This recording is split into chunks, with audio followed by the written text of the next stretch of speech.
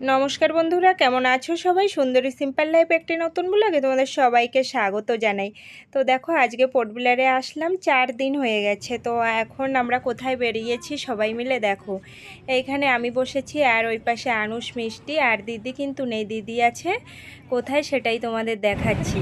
পোর্টব্লেয়ারের রাস্তাঘাটগুলো একটু আলাদা রকমের, চারিদিকে গাড়ি, আর এটা তো একটা শহর, আন্দামানের রাজধানী, তোমরা তো সকলেই প্রায় জানো কম বেশি। আর দেখো কত গাড়ি বাস চারিদিকে। আমাদের গাড়িটা এখানে পার্কিং করলো দাদা। আর এই দেখো আমরা চলে আসলাম অরুণ হসপিটালে। পোর্টব্লেয়ারে এটা একটা নামি দামি হসপিটাল। তো এইখানেই দিদি হঠাৎ করে অসুস্থ হওয়াতেই অ্যাডমিট আছে, তাই আমরা দিদিকে দেখতে আসলাম বাড়ির সবাই মিলে। এই দেখো, এখানে আবার ভিতরে জুতো চলে না, সব জুতোগুলো বাইরে খুলেই যেতে হয়। এখানে আবার একটা পিতলের গামলায় জল দিয়ে অনেক ফুল রাখা আছে, চারিদিকটা অনেক সুন্দর পরিষ্কারভাবে রাখা।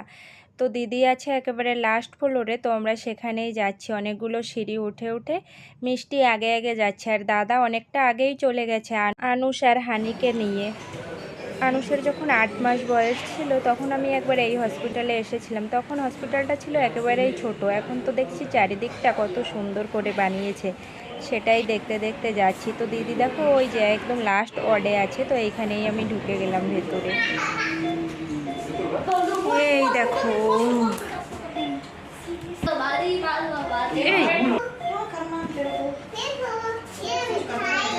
কেমন আছো? ভালো। এই দেখো দিদির বোন এখন খাওয়াবে, এই যে মা, ওই মা। কালকে রাতে অ্যাডমিট হওয়ার পর থেকেই মা ওই ছিল সঙ্গে, আর আমরা এখন সব বাচ্চাদের নিয়ে। এই দেখো হানি আর এই যে পিকু, দুজনে মিলে এখন এইদিকে তাকিয়ে আছে।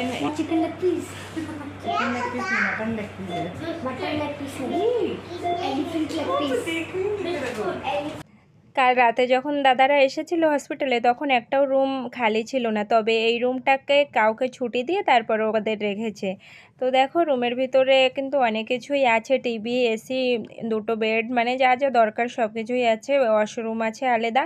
আর এদিকে হানির সঙ্গে যাকে দেখছো ওটা হচ্ছে দিদির বোনের মেয়ে। এবার পোর্টব্লেয়ারে এসে আমারও হঠাৎ করে মনটা খারাপ হয়ে গেল দিদির হসপিটালে অ্যাডমিট হওয়াতে, তবে ঠিক হয়ে যাবে জলদি, ডক্টর বলেছে। আর এইদিকে দেখো আমাদের 3 জনের মিলে 4টে বাচ্চা পুরো কিছুক্ষণের জন্য পাগল করে নিয়েছে আমাদের সবাইকে। দাদা এখন সবকটাকে তাড়া দিয়ে একটু, তারপরে ওই বেডের পরে তুলে, অ্যাটেন্ডারের যে বেডটা থাকে সেই বেডের পরে তুলে দেখো বসালো। মিষ্টি একটু চুপচাপ আছে, কিন্তু বাকির 3টে যা করছে, কিছুক্ষণের জন্য মাথাটা খারাপ হয়ে গেল যেন। একজন সিস্টার এসে বলে গেল ওনাকে এখন উঠে একটু বসাও, তাই দিদির বোন সেটাই করছিল, একটু তুলে বসালো। আর এদিকে মানে কিছু খেতে খাওয়ানোর জন্যও বললো, তো সেটাই খাওয়াবে।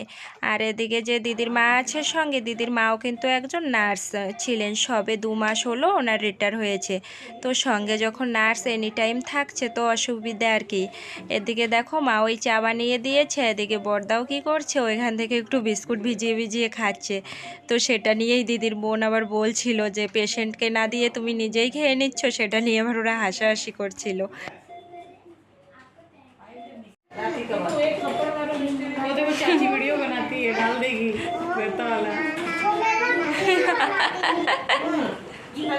চলো মিষ্টি, মিষ্টি চলো।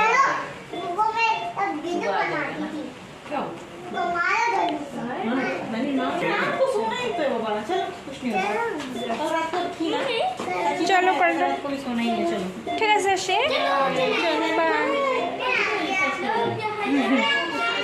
বাই আসি।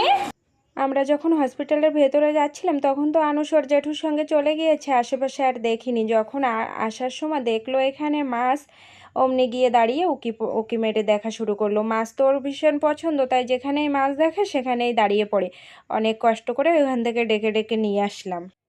এখান থেকে আগে দিদির বোনকে ওর ঘরে ছাড়বে, তারপরে আমরা যাব আমাদের ঘরে।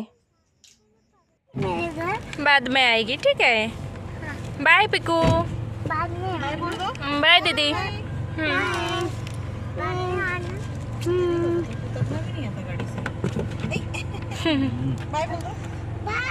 बाय। মিষ্টির মাসি নেমে গেল ওর বাড়িতে, চলে আসলাম ওর বাড়ির কাছে, তারপরে আমরা চলে যাচ্ছি আমাদের বাড়িতে। তো চলো আজকে ভিডিওটা এখানেই শেষ করছি। সবাই ভালো থেকো, সুস্থ থেকো, সাবধানে থেকো। খুব শীঘ্রই দেখা হবে একটা নতুন ব্লগে।